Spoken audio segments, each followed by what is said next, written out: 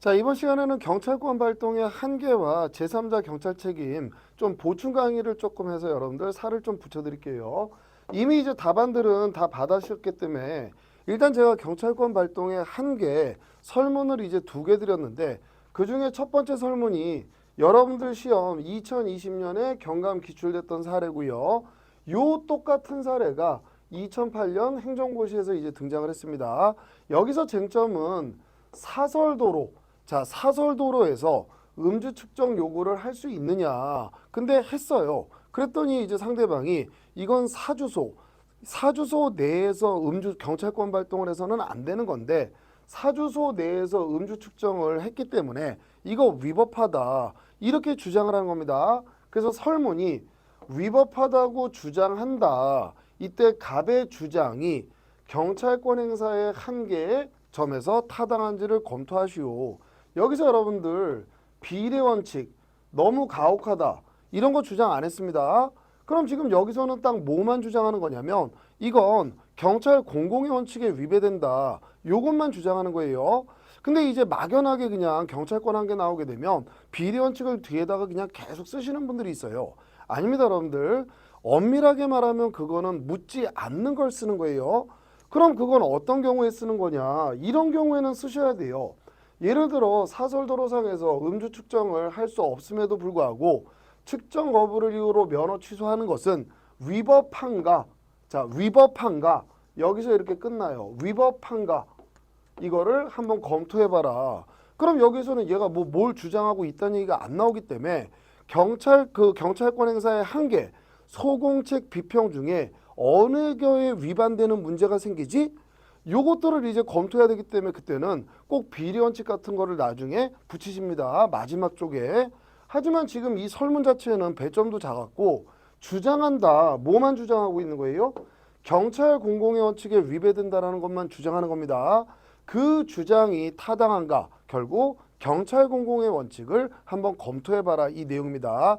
그렇다 하더라도 시작할 때는 경찰권 행사의 한계라는 점에서 타당한지를 검토해야 되니까 어느 원칙하고 문제가 되는지 그걸 뽑아내기 위해서 일단 경찰권 발동의 한계는 뭐가 있냐.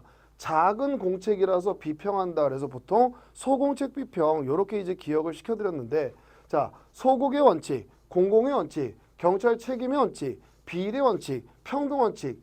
근데 여러분들 비례 원칙 같은 거는 못 쓰시는 분들이 없단 말이에요. 그러니까 이걸 메인 논점으로 잡지 않습니다. 평등 원칙 같은 거 못 쓰시는 분들 없어요.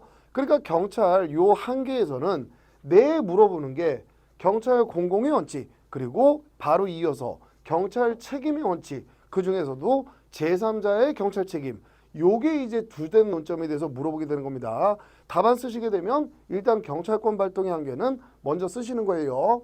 그럼 여기 사안의 경우 보시게 되면 제가 모범 답안에 아주 간략간략하게 사안의 경우에는 요 원칙과 관련 없고 요 원칙과 관련 없고 요 원칙과 관련 없고 요 원칙과 관련이 없다.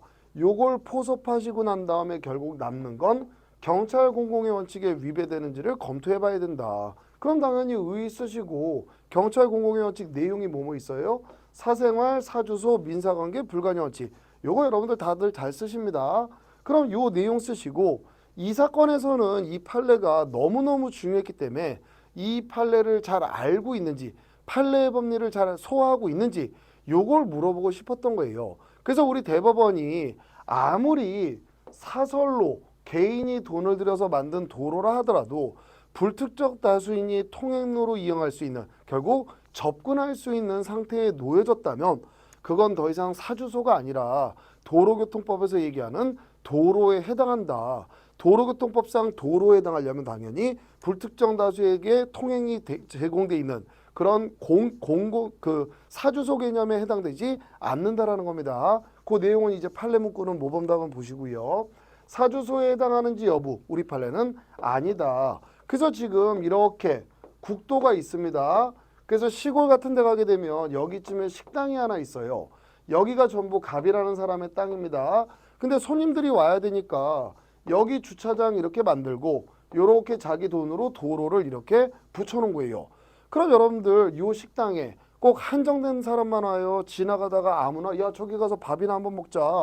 들어갈 수 있어요. 들어갈 수 있습니다. 요렇게 도로에 인접해서 그 개설이 돼 있다면 이거 역시도 도로교통법상 도로에 해당된다라는 취지입니다.